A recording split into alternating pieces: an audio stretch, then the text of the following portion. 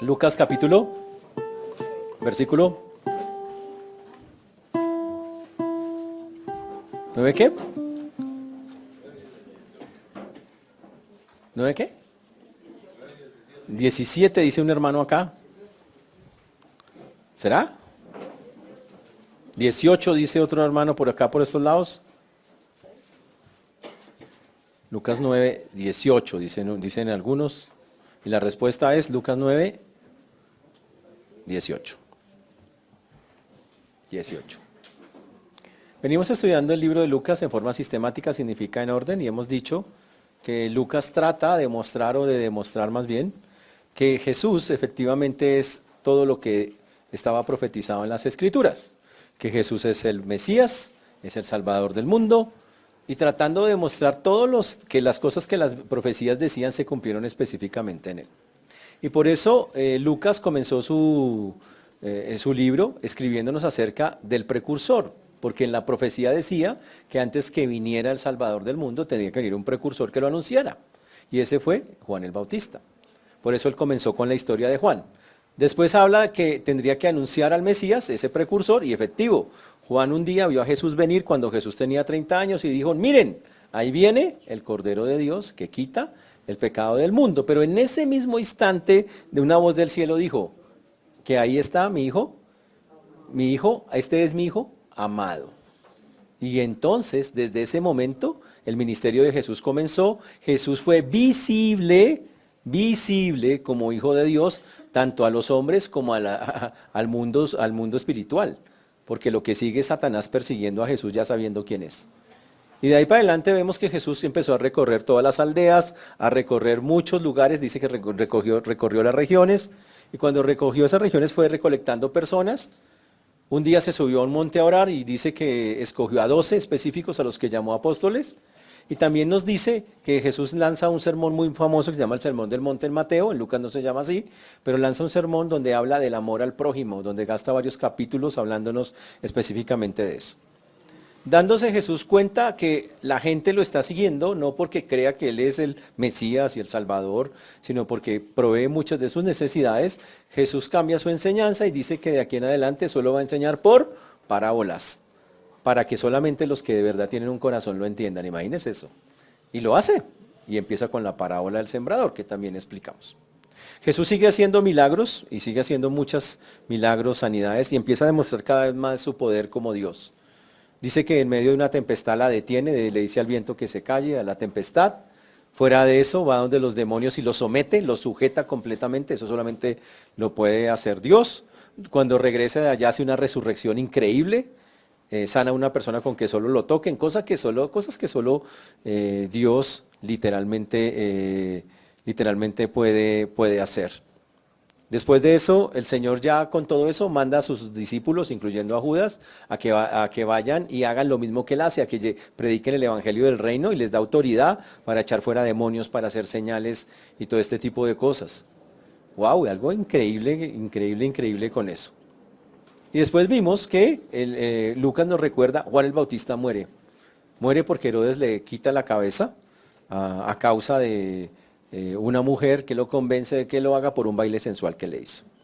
Jesús sigue con su ministerio recorriendo las aldeas con su fama y hace uno de los milagros más impresionantes que lo vimos la vez pasada, que fue dar a alimentar a 5,000 personas, 5,000 hombres más mujeres y niños. Estamos hablando de 20,000 personas.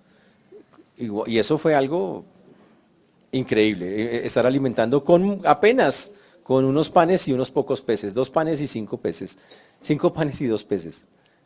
Con eso, imagínense eso, alimentar una multitud tan grande con solo eso. Y estuvimos diciendo que algo pequeño con Dios, en las manos de Dios, se convierte en algo muy grande. Algo pequeño con Dios, Dios tiene la capacidad de hacer que sea wow. Eso incluye las vidas de nosotros. Dios puede hacer de nosotros cosas muy grandes, conforme sea su perfecta voluntad. Pero cuando llegamos al versículo 18 ocurre algo interesante. Hoy vamos a contestar, al salir de acá usted debe poder responder una pregunta que algunas veces le van a hacer. Una pregunta que es vital de tenerla clara, entenderla desde la perspectiva teológica. Para eso vamos a estar en Lucas 9:18, usando ese texto para comenzar, y nos vamos a ir por ese lado, de Lucas capítulo 9, versículo 18. El texto dice así, lo voy a poner en pantalla. Aconteció que mientras Jesús oraba aparte, estaban con él los discípulos y les preguntó diciendo, ¿quién dice la gente que soy yo? Ellos respondieron, unos Juan el Bautista, otros Elías y otros que algún profeta de los antiguos ha resucitado. Él les dijo, vosotros, ¿quién decís que soy? Entonces respondiendo Pedro, dijo, el Cristo de Dios. Vamos a orar. Señor Dios, te damos gracias por esta mañana, por este tiempo. Te agradecemos por todo lo que tú haces, Señor. Rogamos que tú seas obrando en cada vida, en cada corazón, que nos seas ayudando, como solo tú y nadie más que tú lo puede hacer. Todo honor y toda gloria sean dadas a ti, Señor. Te ruego y te suplico que así lo hagas, Señor. Pedimos que quites todo aquello que impida que podamos recibir, Señor, en nuestros corazones tu palabra. Ayúdanos, Señor, perdónanos, límpianos para poder tener claridad en estas cosas, para también poder expresar con claridad lo que tú nos enseñas. Dejo en tus manos, Señor, todo esto que estamos hablando, pidiendo misericordia, Señor, para todos los que escuchan, para tu siervo quien habla, en Cristo Jesús. Amén y amén. Dice que aconteció el texto mientras Jesús oraba, mientras que Jesús oraba aparte, estaban con él los discípulos. Jesús, después de haber hecho la multiplicación del pan, ahora tenemos que hacernos una pregunta. ¿Qué empezaron a pensar sus discípulos después de ver que Jesús multiplicaba el pan de una manera tan increíble? ¿Qué empezó a pasar por la cabeza de ellos después de ver un milagro tan grande, tan impresionante? ¿Qué fue lo que empezó a estar ahí en sus mentes, en sus corazones? ¿Qué fue lo que a ellos dijeron? ¡Qué cosa tan impresionante lo que está pasando! Uno pensaría, y eso es lo que Jesús quiere saber. Ahora, Jesús entiende que la gente de una no lo va a identificar como el Mesías, como el Salvador y menos como Dios. Entonces Jesús, y lo hemos visto a lo largo del libro de Lucas, poco a poco va mostrando cosas y la gente va cambiando su opinión. Al principio, maestro, después profeta, y empezaron como a cambiar como en su mente como quién era Jesús. Pero cuando hizo lo de la tormenta, empezaron a preguntarse quién es este que hasta el mar le obedece. Ahí cambió. Empezaron a considerar Jesús puede ser algo más. Estamos hablando de los discípulos. Pero la gente de afuera decía cosas también acerca de él. Jesús quiere aclararle específicamente a los 12 quién es él. Y quiere que ellos lleguen. Ahora, Jesús es amor y Jesús no obliga a nadie. Jesús no llegó donde ellos le dijo, es que yo soy el Mesías, no. Él quería que ellos llegaran a esa convicción. Y estaba trabajando fuertemente y cada rato escuchaba, ¿quién soy yo? ¿Quién soy yo? ¿Quién soy yo? Aquí ya va a preguntarles otra vez, ¿ustedes quién creen que soy yo? Y Jesús va a dar obviamente les va a explicar también las cosas. Entonces dice que aconteció que mientras Jesús oraba aparte, estaban con él los discípulos. Jesús, después de lo que hizo de la multiplicación de los panes, hizo algo que es una práctica de él, irse con sus discípulos a orar, a tener tiempos con él. Ahora, yo quiero preguntarle, ¿no le gustaría un día tener un tiempo de oración con Jesús en vivo y en directo? ¿Qué será eso de orar con Jesús en vivo y en directo? ¿Cómo será tener a Jesús escuchándolo orar? Porque básicamente es lo que estamos diciendo. ¿Qué será tener a Jesús como escucharlo, decirlo cómo ora, cómo dice las cosas? ¿Cómo será eso? Jesús orando. Ahora imagínense Jesús orando con los dos, seguro todos participaron en la oración. Entonces estamos hablando de un momento muy espiritual, pero estamos hablando de un momento donde hay mucha espiritualidad. Ahora, ¿cómo sale uno de estar orando con Jesús en vivo? Pues prendido, espiritualmente hablando. Sí, porque ustedes ya están, no, como así, sale avivado en el Señor, para que me entiendan. Sale, uff. Ahora, eso es para que se ubiquen lo que va a pasar.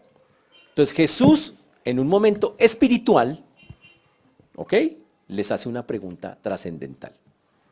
Se supone que si uno ha tenido un momento espiritual y le hace una pregunta espiritual, pues uno va a responder espiritualmente, ¿no? Y eso es lo que va a hacer. Y entonces dice que mientras Jesús oraba aparte, estaban con él los discípulos y les preguntó, primero les preguntó, ¿quién dice la gente que soy yo? En los evangelios paralelos dicen ¿Quién dice los hombres que soy yo? ¡Wow! ¿Y qué dice las gentes, dice en Mateo, acerca del Hijo del Hombre? ¿Quién dice la gente que es? ¿Quién dice la gente que es el Hijo del Hombre? Son todos nombres para el Señor. Era la forma en que estaba. Pero cuando la pregunta requiere una respuesta y hay que tener claro eso. En el Antiguo Testamento hay 3 oficios: el rey, el sacerdote y el profeta. Jesús tiene los 3. El Mesías tenía que tener los 3. El rey, el sacerdote y el profeta. Cuando Jesús estuvo en la tierra en los tiempos de los evangelios, Jesús obviamente era un profeta, pero también iba a cumplir un ministerio de sacerdote porque iba a ser el mediador entre Dios y los hombres con su sacrificio. Pero faltaba el de rey. Todos los que estaban con él, sus discípulos, estaban pensando, bueno, y ya empezaban a... Jesús es más que un profeta. Pero el problema es que los rasgos de rey no vemos que él diga, oiga, levantémonos contra los romanos, hagamos esta campaña, se vive, se siente. No hacía nada de eso. Y entonces ellos empezaron a decir, ¿qué será? Ahora Jesús está indagando qué están pensando de él. Ya lo vieron hacer cosas increíbles, multiplicar el pan, resucitar muertos, echar fuera demonios, detener tempestades, sanar gente, crear órganos nuevos, ya todo eso ya lo vieron hacer. Ahora, él quiere saber si con todo eso, ¿dónde va su comprensión de Jesús? Y aquí está el texto. Entonces el texto nos dice, en ese mismo texto, y vosotros, ¿qué lo hice? Aquí está. Allá. ¿Quién dice la gente que soy? Y entonces el texto contesta que la gente empezó a tener sus propias ideas al respecto. Ellos respondieron, unos piensan que tú eres Juan el Bautista.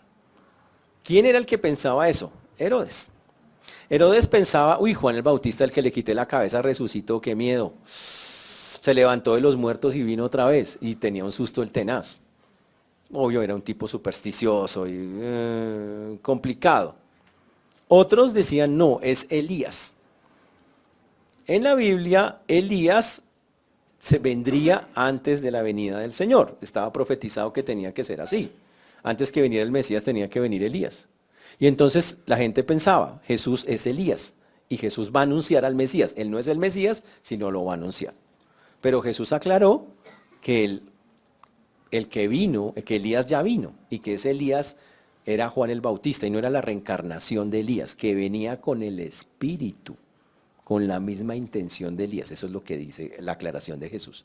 Dijo, ya vino con el Espíritu de Elías. No es que fuera reencarnado ni vainas de esas, ¿ok? Y ya pasó, y el Señor hizo la aclaración.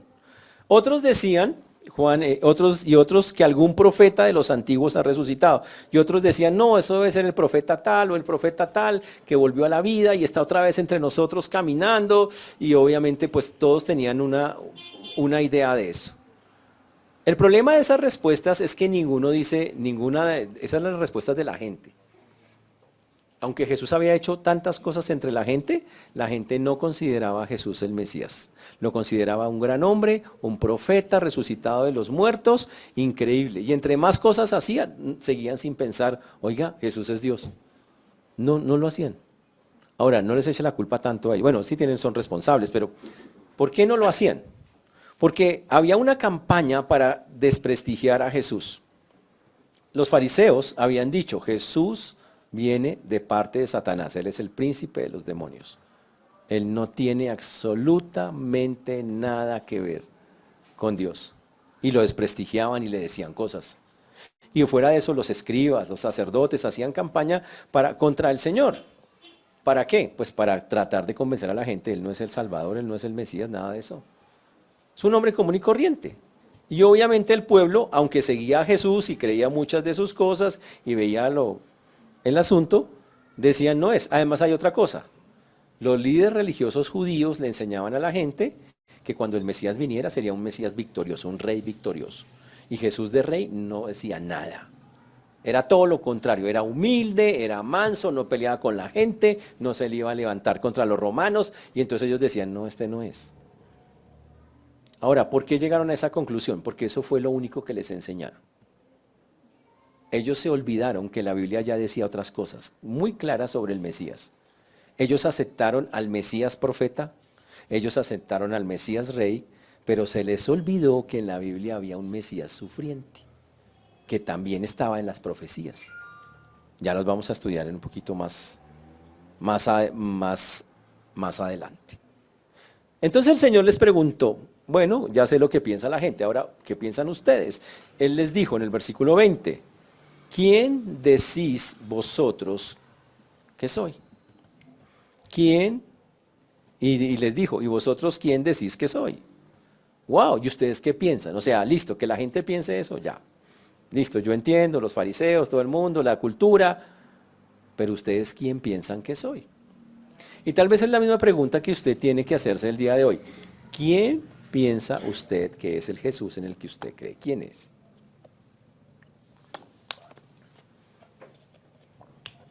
Pedro, como siempre, mete la cucharada. Pedro nos da moral a todos porque él se mete en todo, ¿no? Pedro tiene una camiseta que dice yo quiero participar. Entonces él siempre que preguntan yo, él es así, él es así.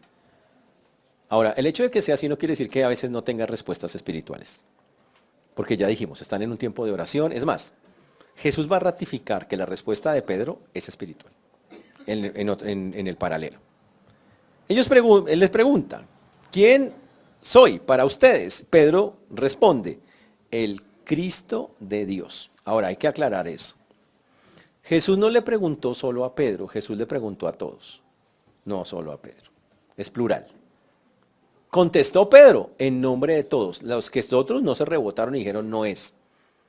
Bueno, Judas en su corazón no creía, pero el punto es no dijo nada. Pero el resto estuvieron de acuerdo en la afirmación de Pedro, que es la que está literalmente allí. Ahora, y obvio, no falta la persona que dice, ¿y si Jesús es Dios y sabe todo, por qué pregunta? Porque Jesús, cuando estuvo en la tierra, tenía naturaleza humana y naturaleza divina. En su naturaleza humana desconoce. En su naturaleza divina sabe, pero aquí desconoce y pregunta como cualquier persona. ¿Qué piensan ustedes de mí? Yo quiero saberlo. Wow. Pero vosotros dice, ¿quién dicen que soy? Obviamente Pedro responde con una frase increíble, una cosa dice, el Cristo de Dios. El Cristo de Dios. Vamos a Mateo 16, 17. Mateo 16, 17.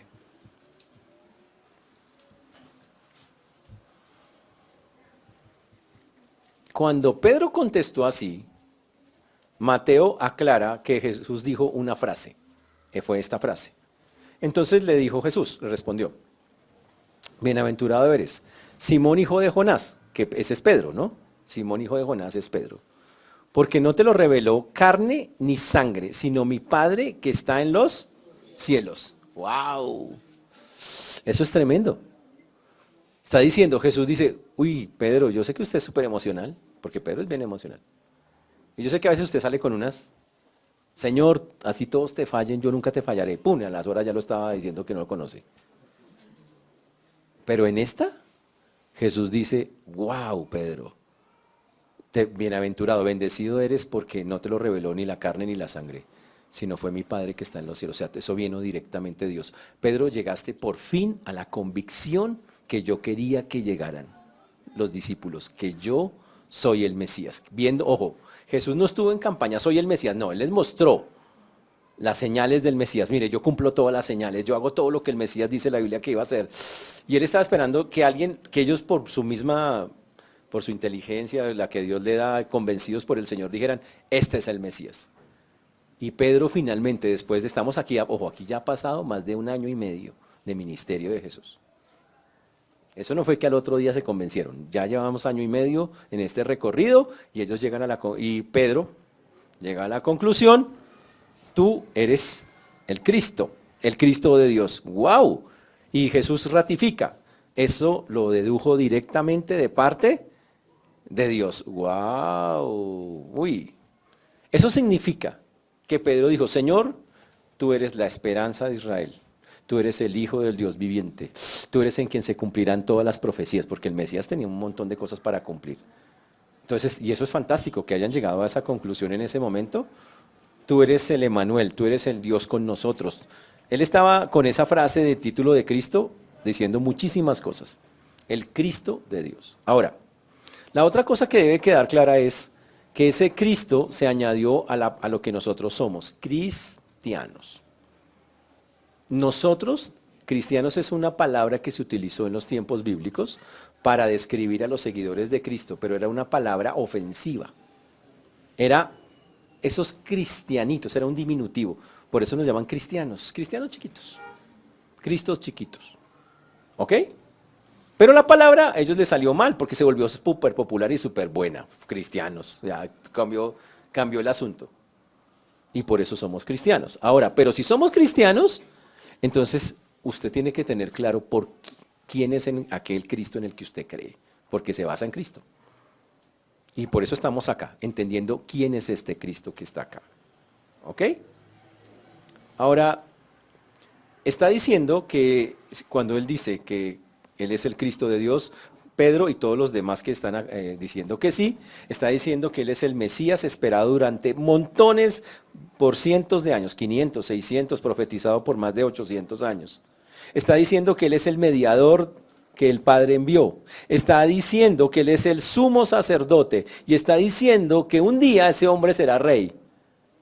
También está diciendo eso. Wow, muy chévere. Entonces, para nosotros decir cristianos es, wow. Entonces, si alguien le pregunta, ¿usted por qué es cristiano? Bueno, porque mi Salvador, es un sacerdote, es un profeta, es un rey que cumplió al pie de la letra todo lo que las Escrituras dicen que tendría que ser. Él es el Mesías que estábamos esperando. Él es el deseado de Israel, porque básicamente la palabra Mesías es sacado para Israel, el deseado, se traduce también. Él es el que se iba a entregar incondicionalmente por nosotros, porque el Mesías iba a hacer eso. Ahora, ¿dónde estuvo el error de los judíos en ese momento? En que ellos no lograron comprender, ignoraron una parte de las Escrituras donde el Mesías, el mismo Mesías rey y el mismo Mesías profeta, sufría. Esa parte la ignoraron, no la miraron. Y vamos a mirar aquí en el texto porque también está claro eso. Ahora, desde ese punto de vista, cuando miramos el texto y el texto termina diciendo que es el Cristo de Dios, uno dice que chévere, por fin reconocieron que era el Cristo y ahora viene lo increíble, el versículo número 21. Imagínese usted insistir para que alguien crea algo y cuando cree algo Jesús le dice eso. Dice, bueno, ¿ya creen que yo soy el Cristo de Dios? Sí, claro. Entonces, por favor, ahora se quedan calladitos y no le dicen a nadie. Y uno dice, pero ¿cómo? O sea, la tarea no era que nos convenciéramos, claro, esa era la tarea. ¿Se convencieron? Claro. Entonces, ¿por qué? Ahí lo dice el texto, mírelo. Pero les mandó que a nadie dijesen esto, encargándoselo rigurosamente significa, dijo, quiero ser enfático, señores, eso que acaban de decirme no se lo digan absolutamente a nadie. Eso que acaban de descubrir, lo siento, eso no es para estarlo proclamando. Y entonces, claro, uno se confunde y uno dice, pero ¿por qué si todo el tiempo haciendo para que crea y ahora dice, para que crean y ya creen y ahora dice que se callen? Pero ya lo habíamos explicado la vez pasada. Si Jesús estaba en un territorio judío, siempre decía, callen lo que yo hice. Si está en un territorio gentil, dice, cuenten lo que yo hice. ¿Por qué? Porque en el territorio judío, como en la cultura judía, el Mesías tenía que ser un rey. Si ellos se enteran que este rey, él es el Mesías, el Hijo de Dios, o sea, que tiene todo ese poder, ellos cogen y lo elevan a rey. Lo cogen de una, le ponen una túnica y dicen, bueno, y de una vez lo van impulsando. Y el plan de Dios se atrasa. Se atrasa, no, se empieza a ser obstaculizado porque nada detiene a Dios. Entonces el Señor básicamente dice, no, es que yo no vine a eso. Yo seré un rey y seguro en el futuro, y estamos esperando, usted ora que venga tu reino. Eso todavía no ha pasado. Pero el Señor entendió que antes de eso, Él tenía que cumplir unas cosas que la Biblia dice claramente que tenía que hacer antes de ser rey. ¿Cuáles son esas cosas? Tenemos los versículos. Vamos a Gálatas 4, 4, 5. 4, 4, 5. Yo solo voy a coger un pedacito ahí del 4, 4, 5. Gálatas 4, y vamos a subrayar una palabra ahí que dice ¿para qué? Si usted quiere saber para qué vino Jesús, aquí están las respuestas. Porque todos esos textos que voy a leer dicen Jesús vino para, Jesús vino para, Jesús vino para, Jesús vino para. ¿Listo? Entonces, pero cuando vino el cumplimiento del tiempo, Dios envió a su Hijo nacido de mujer, nacido bajo la ley. ¿Para qué? ¿Qué dice? Redimiese. ¿Para qué? Redimiese. Pero lo coloco acá, que ustedes pensé que lo tenían ahí, no lo tienen ahí. Aquí está. Primer texto. Espere que no sale, muchachos. ¿Para qué? En sus Biblias en Gálatas, capítulo 4, 4 y 5. Pero el texto dice, ahí está. Primera cosa, Dios envió a su Hijo ¿para qué? Redimiera. ¿Qué significa redimir? Pagar por otro. Entonces un esclavo y el Señor va al mercado de esclavos y lo compra. Yo redimo, venga, yo pago por usted. Eso es redimir. Jesús dijo, mire, antes de yo ser un rey, primero tengo que pagar de alguna manera por usted. Y eso no había pasado. Por eso dice, no hablen porque yo no he hecho eso. 2. Segunda cosa. Está en Romanos 8, 3, 4. Romanos 8, 3, 4. Dios enviando a su propio Hijo en semejanza de carne de pecado, y a causa del pecado condenó al pecado en la carne para que la justicia de la ley se cumpliese en nosotros. Jesús dijo, miren, yo no quiero que digan nada para que me conviertan en rey, porque antes de eso yo tengo que cumplir toda la ley. Soy el único que puede hacerlo. Y cuando yo la cumpla, ojo, para que esa ley y usted me acepte, entonces a usted ya cumplió la ley que Dios exige. Si yo me voy, usted no puede cumplir la ley de Dios y se condena. Así que me toca primero a mí cumplirla, y cuando usted se meta en mí, nosotros nos metemos en Cristo, quedamos inmersos en Cristo, hemos cumplido la ley que Dios mandó. Y por eso no me puedo ir. Entonces les dijo, para que la justicia de la ley se cumpliese en nosotros. Tercera cosa, esta sí se lo saben de memoria ustedes. Otro para qué. Todos son para qué de Jesús. Juan 3:16. Dice, porque de tal manera amó Dios al mundo que ha dado su Hijo unigénito para que todo aquel no se pierda, mas tenga. Entonces el Señor dice, ustedes no me pueden estar ahí hablando de que yo soy el Mesías en este momento, no, porque yo primero, yo tengo que hacer algo, o el sacrificio, nosotros conocemos eso. Tengo que morir por ustedes para que todo aquel que crea en mí no se pierda, mas tenga vida eterna. Y si ustedes se ponen a hablar y eso no va a ser. Por eso necesito que primero se haga. Pero también dijo Primera de Juan 1:9. Primera de Juan 1:9. En esto se mostró el amor de Dios para con nosotros, en que Dios envió a su Hijo unigénito para que vivamos por él. Dijo, y además yo tengo que hacer eso primero antes de que sea yo un rey, para que cuando yo sea rey usted viva para mí. Antes. Tengo que hacerlo antes para que usted viva para mí. Aprenda a vivir para mí antes de que yo sea rey. ¡Wow! Interesante. Muy interesante eso. Y por eso específicamente fue la razón que les dijo, no lo hagan. No lo hagan. Ahora, después de que el Señor les dice, no lo hagan, el Señor hace una explicación en el versículo número 22. Vamos al versículo número 22. De Lucas 9:22. Ya voy para allá, pero todavía ese no es. Lucas 9. Listo. Ahí lo tienen. Y diciendo, es necesario que... Él les quiere explicar, mire, no puedo No podemos hacer eso porque yo necesito primero vivir ciertas cosas. Y esta es la primera vez que el Señor les anuncia que va a pasar por algo que en teología se llama la pasión de Cristo.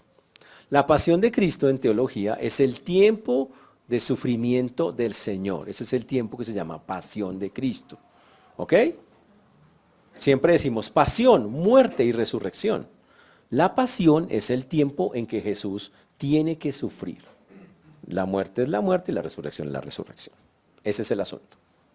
Jesús, esta es la primera vez que habla de la pasión. Ahora, los discípulos ya dijeron que creen que Él es, ojo, el Mesías, pero hay un problema. Ellos creen en el Mesías como un profeta, creen en el Mesías como un sacerdote, entienden que Jesús tiene un ministerio sacerdotal, porque ya se lo ha dicho y ya lo están como comprendiendo, pero tienen un problema, porque ahora el Señor les dice acá algo que los deja un poco atónitos.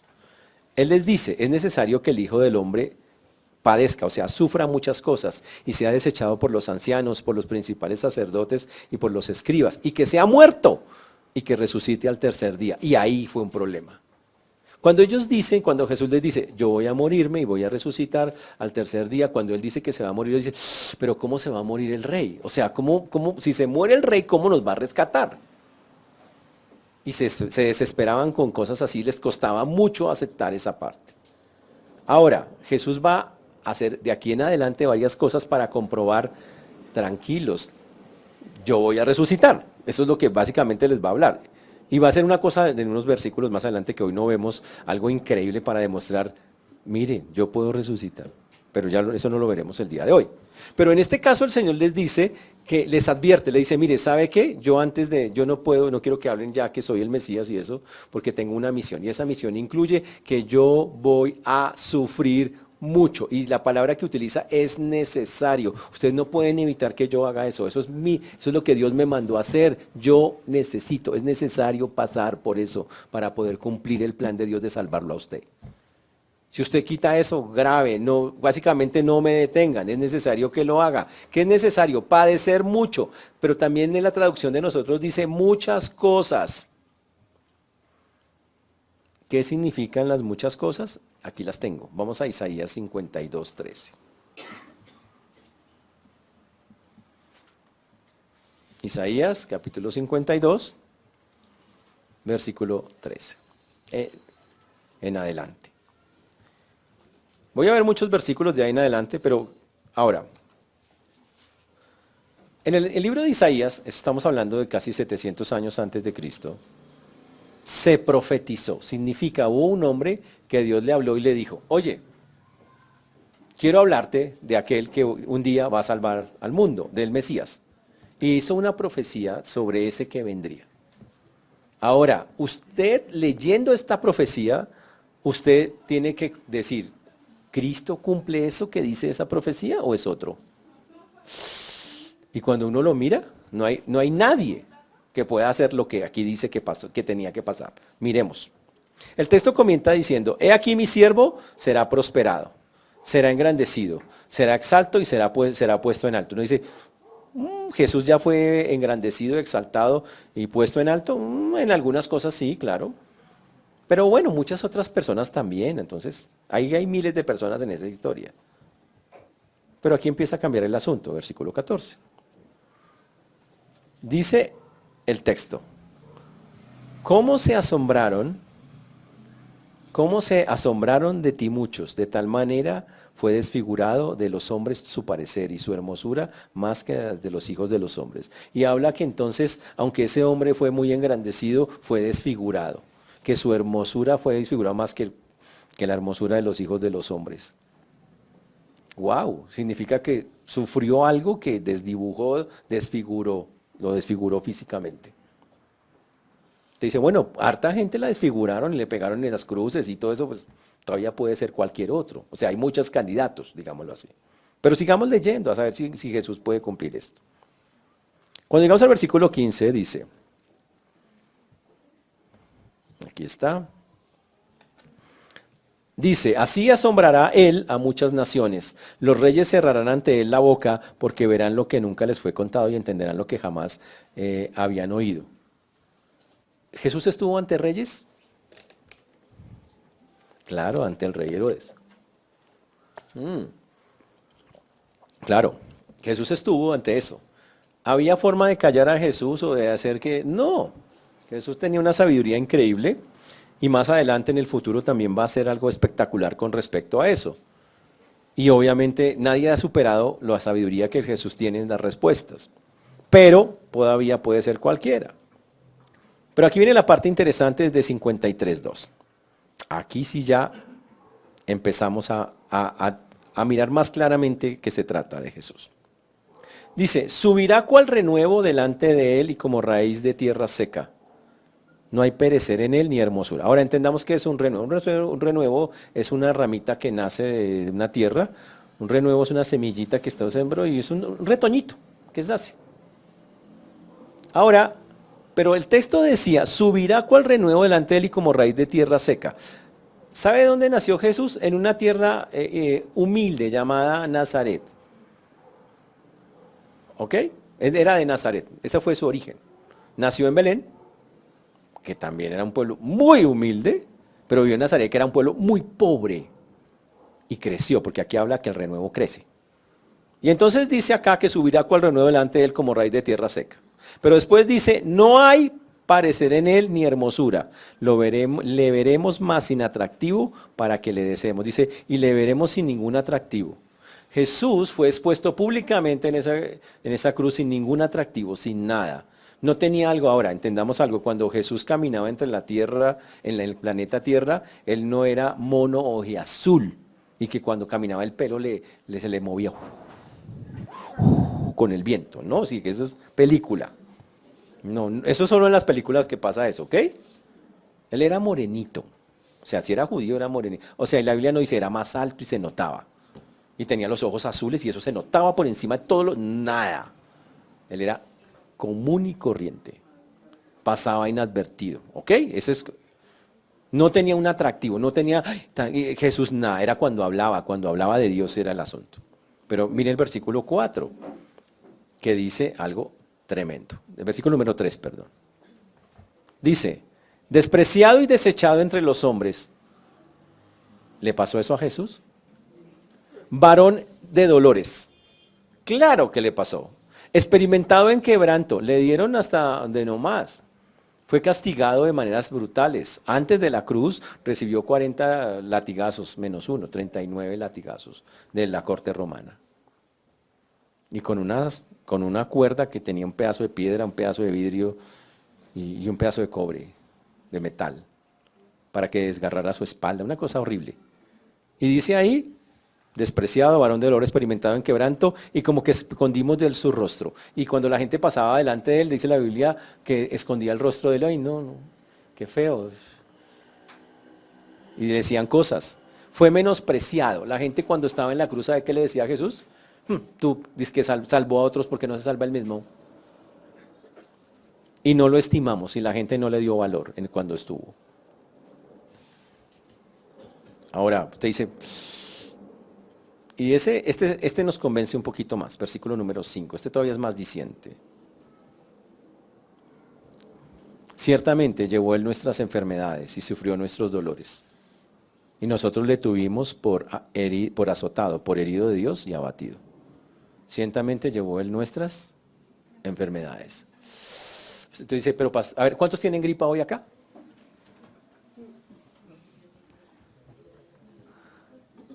Si usted es un cristiano y aquí dice que el Señor se lleva las enfermedades, ¿usted por qué está enfermo? Por ejemplo, el hermano allá de la muleta, Lázaro, levanta. No.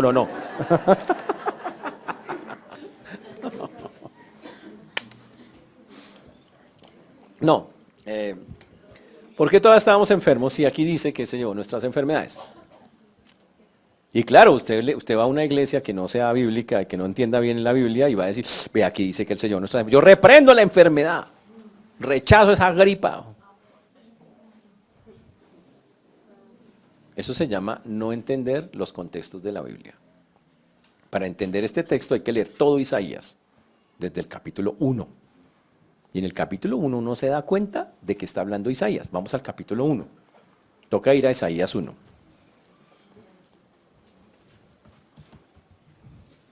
Toca ir al versículo número 4 en adelante. Y les leo, para que entendamos. El texto dice, no, ese no es, un segundo, volvió el mismo.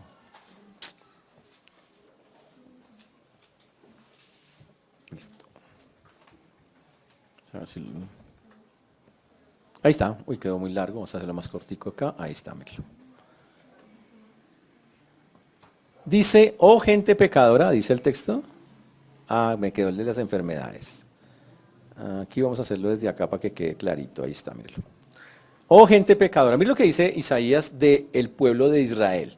Israel está en desobediencia, pero quiero que entiendan cómo mira Isaías la desobediencia de Israel. Dice así, oh gente pecadora, pueblo cargado de maldad, generación de malignos, uy, qué tremendo, ¿no? Con dedicatoria.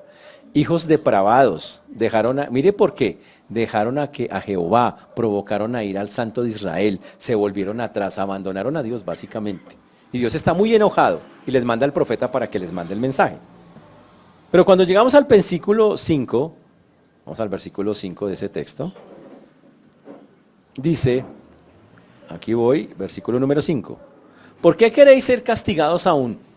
¿Todavía os rebelaréis? Y él dice, ¿cómo ve él lo que está haciendo el pueblo de Israel? Dice, toda cabeza está enferma y todo corazón doliente. O sea que todo Israel tenía una plaga o alguna vaina. No. Está hablando, él se refiere al pecado de las personas de abandonar a Dios. Lo dice como una enfermedad. Dice cuando el pueblo de Israel está enfermo. Un enfermo espiritualmente. ¿Su enfermedad cuál es? Abandonaron a Dios. ¿Quiénes? Todos.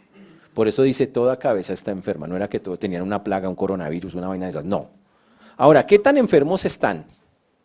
Mire cómo él lo dice, versículo 6. Desde la planta del pie hasta la cabeza no hay en él cosa sana, sino herida, dice, sino herida, hinchazón y podrida llaga. No están curadas, ni vendadas, ni suavizadas con aceite. El pueblo anda re mal, o sea, dice que la enfermedad del pecado los tiene tan agarrados que los tiene desde la planta del pie hasta la coronilla, pero está hablando del pecado, no de una enfermedad física. Porque Israel era miles de personas, millones, ¿todos enfermos? No. Está hablando de la desobediencia, todos andaban en desobediencia y él la muestra como una enfermedad. Ahora, con eso en mente, que está en el capítulo 1, ahí sí usted puede leer Isaías, el capítulo 53, que nosotros estábamos mirando, el versículo número 4. Isaías 53, 4. ¿Qué dice? Ciertamente Él llevó nuestras. Entonces, ¿a qué se refiere? Pues que se llevó sus pecados. Todas esas vainas malas que hacían, toda esa desobediencia. El Señor se llevó eso. Dice, y sufrió nuestros dolores. Y ahí viene una cosa increíble. Todo lo que Jesús vivió en la cruz lo teníamos que vivir nosotros. Y Jesús dijo, yo lo tomo. Y nosotros lo tuvimos por azotado, por herido de Dios y abatido. Pero la gente cuando vio a Jesús en la cruz, la gente pensó por cultura. Dijo, Dios lo está castigando, porque todo el que es clavado en una cruz es porque es maldito por Dios. Dijo, Dios lo abandonó, lo botó, así es como la gente. Y por eso dice, nosotros le tuvimos por abatido, o sea que pobrecito lo sacaron por herido de Dios y abatido. Dice ahí, por azotado, herido de Dios y abatido. Pero el versículo 5 aclara realmente qué estaba pasando en esa cruz. Ahora, mientras voy diciendo eso, vayan pensando, ¿hay alguien más que haya hecho eso por nosotros? Y el versículo 5, más el herido fue por nuestras. ¿Cero sabe por qué se hizo moler así a golpes? Por la rebelión de nosotros.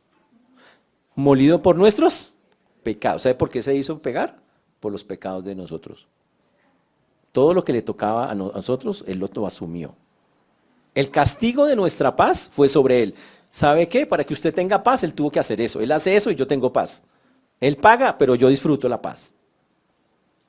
Y dice acá, y por Él y por su llaga, sus heridas, fuimos nosotros curados. Curados significa sanados del pecado. Su sangre nos limpia de todo pecado, dice la Biblia. Ese es Jesús. Y por si usted no cree que está hablando de usted, aquí le tengo algo que habla de nosotros.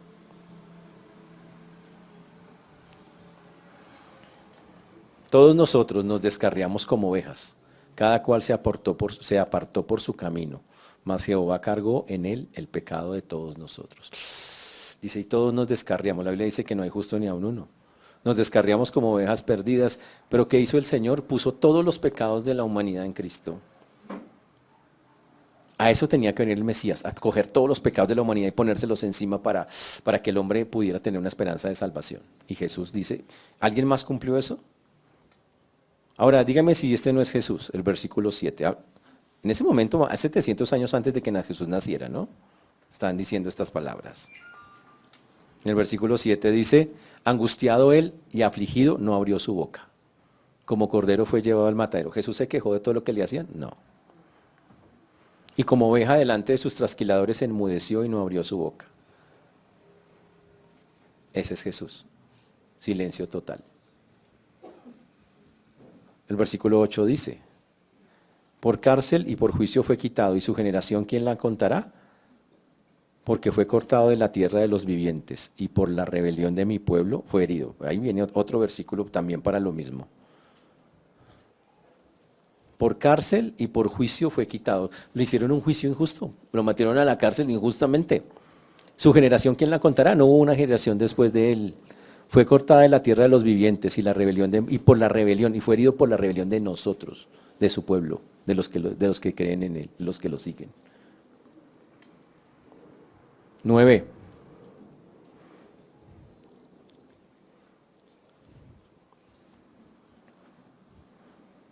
Y se dispuso con los impíos y se puso sepultura. Jesús no tenía un lugar donde. Entonces un hombre particular dijo que tenía una tumba desocupada y se lo llevó. Y fue sepultado allá en una tumba de un rico. Mas con los ricos fue en su muerte, aunque nunca hizo maldad ni hubo engaño en su boca.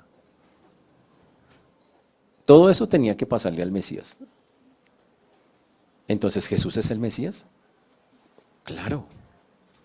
Claro que sí. Por supuesto que sí, no hay la menor duda de eso.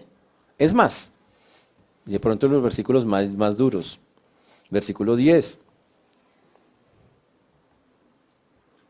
Hablando del mismo Mesías. Con todo eso, Jehová quiso quebrantarlo, aunque era inocente, ¿no? Aunque no había hecho nada malo. Con todo eso, Jehová quiso quebrantarlo, sujetándolo a padecimiento. Cuando haya puesto su vida en expiación por el pecado, verá linaje, vivirá por largos días y la voluntad de Jehová será en su mano prosperada. Dice, y con todo eso, a pesar de que no había hecho nada malo, Jehová lo quebrantó, lo sujetó a padecimiento, hasta que ponga su vida en expiación. Significa en pago por nosotros, por el pecado de toda la humanidad. Ese es Jesús. Ush. Y después de eso dice, cuando haya puesto su vida en expiación por el pecado, verá linaje. Entonces va a haber unos frutos. ¿Quiénes son los frutos? Nosotros. Vivirá por largos días, porque Jesús es eterno. Y la voluntad de Jehová será en su mano. Todo lo que Jesús diga se hace, de ahí en adelante. Es espectacular el texto en eso. Y este sí es para nosotros, el último, el 11. Este es total para nosotros. Verá el fruto de la aflicción de su alma y quedará satisfecho. Y ese es un versículo espectacular. Jesús se sube a esa cruz, hace todo, por eso dice, no digan nada porque tengo que hacer esto primero. Soy el Mesías, tiene que pasarme esto. Pero cuando lo haga, yo voy a ver un fruto, el fruto de la aflicción de mi alma, y voy a quedar tranquilo. ¿Sabe cuál es el fruto? Usted. Usted le cree en él. Usted lo sigo. Y él dice, estoy satisfecho. Wow. Dice, quedará satisfecho por su conocimiento. Todos los que lo conozcan serán justificados. Dice, por su conocimiento justificará mi siervo justo a muchos. ¿Por qué no dice a todos? Porque no todos se van a salvar, porque todos no lo van a aceptar. Pero todos los que lo conozcan, van a ser justificados por fe. Por eso dice, justificará mi siervo justo a muchos y llevará las iniquidades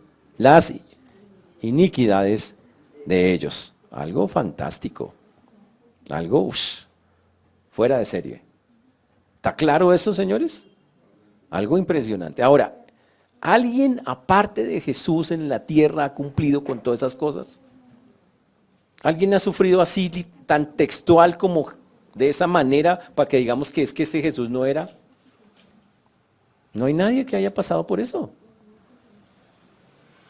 Por eso sabemos, estamos convencidos que Jesús es el Mesías, tal cual está profetizado. ¿Cuál es la diferencia con los de esa época? Con los discípulos de esa época. Ellos en esa época creían en el Mesías rey, creían en el Mesías profeta, creían en el Mesías sacerdote hasta cierto punto, pero no creían en el Mesías sufriente. Nosotros sí creemos porque la Biblia dice que tenía que pasarle.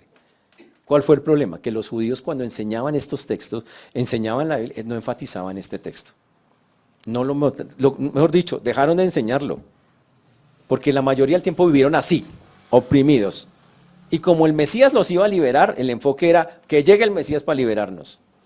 Y no entendieron que el Mesías venía primeramente a salvar las almas, antes de ser un rey. Por eso nosotros hoy, los cristianos estamos esperando algo. Que Jesús cumpla la última parte, que venga y sea nuestro rey. Y lo va a hacer, está profetizado en las Escrituras. Ya vino conforme dicen las Escrituras como profeta. Ya vino, como dicen las Escrituras, como sacerdote. El sacerdocio es el que hace el sacrificio. Ya lo hizo, él lo hizo en persona. Solo falta que venga como rey. Y eso es lo que estamos esperando. Por eso en el Padre Nuestro Jesús dijo, oren, que venga tu reino. Es para eso. Para que esa parte que hace falta sea pronto. ¿Cuándo será eso? No lo sabemos. El día ni la hora nadie lo sabe. ¿Será pronto? Sí, ojalá. Dicen muchos que sea mañana. Los jóvenes adultos no dicen eso porque dicen, no, espere, yo me quiero casar. Entonces ellos tratan de hacer tiempo. Pero no, va a ser el día que el Señor quiera. Y como está el mundo, parece que no será muy lejos. Literalmente es lo que parece va a ocurrir. Entonces, cuando volvemos al texto para terminar ya el libro de la parte de Lucas que hemos estudiado el día de hoy, el Señor les mostró a ellos que eso tenía que pasar, que tenía que resucitar al tercer día. Ahora, ¿qué pasó con los discípulos cuando Jesús les dijo eso? Se chocaron. Ellos dijeron, sí, tú eres el Hijo, el Cristo de Dios, pero, ¿cómo así que te vas a morir? Y empezó a hacer algo muy doloroso para ellos, la idea de que supuestamente el Mesías se pudiera morir. ¿Y sabe por qué? Porque cuando les decían la palabra muerte, ellos se choqueaban y no escuchaban la otra palabra. Jesús siempre que dijo muerte, enseguida dijo otra palabra. Dijo, y resurrección al tercer día. Y no la cogían. Ese es el problema de ellos. Escuchaban la primera, no, y el Mesías sufriente va a morir. Uy, no, pero ¿cómo?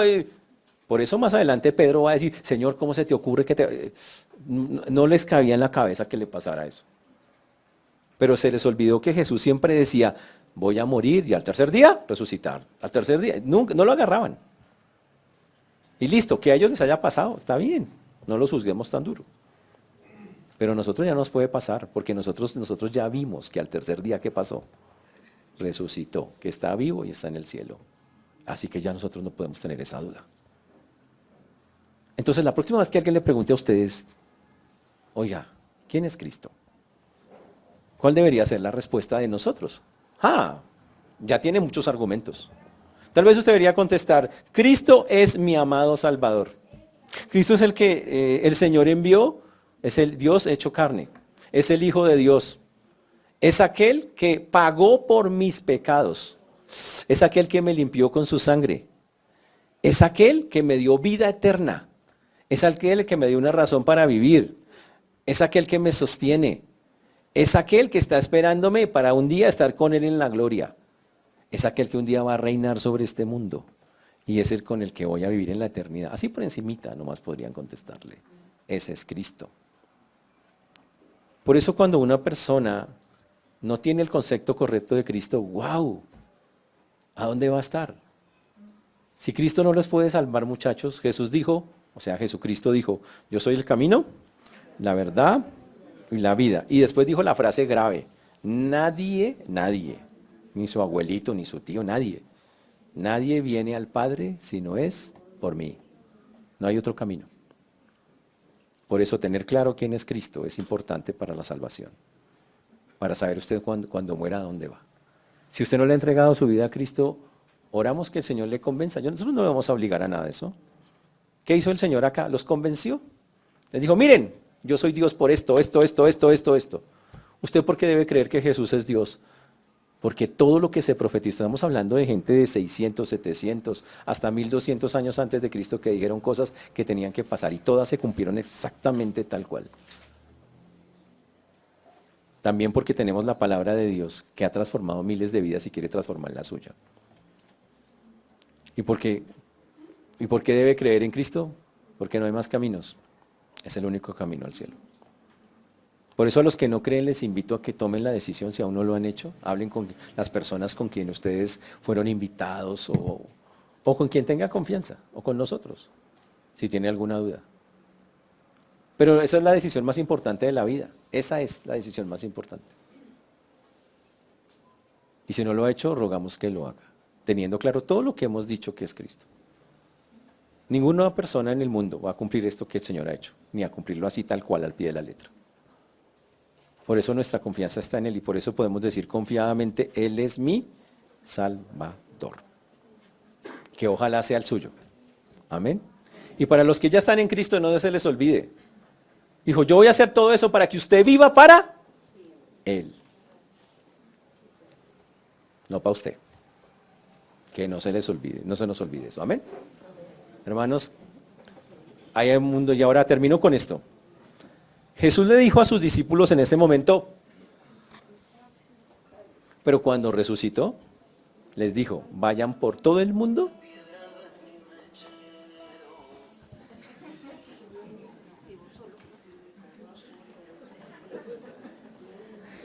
Pero cuando Jesús resucitó, ¿sabe qué dijo? Vayan por todo el mundo y prediquen, hablen, ya no se queden callados. ¿Por qué? Porque ya todo se cumplió, usted ya se verificó, usted ya lo puede hablar claramente. Háganlo. ¿Está claro, señores? Vamos a ponernos de pie y vamos a orar.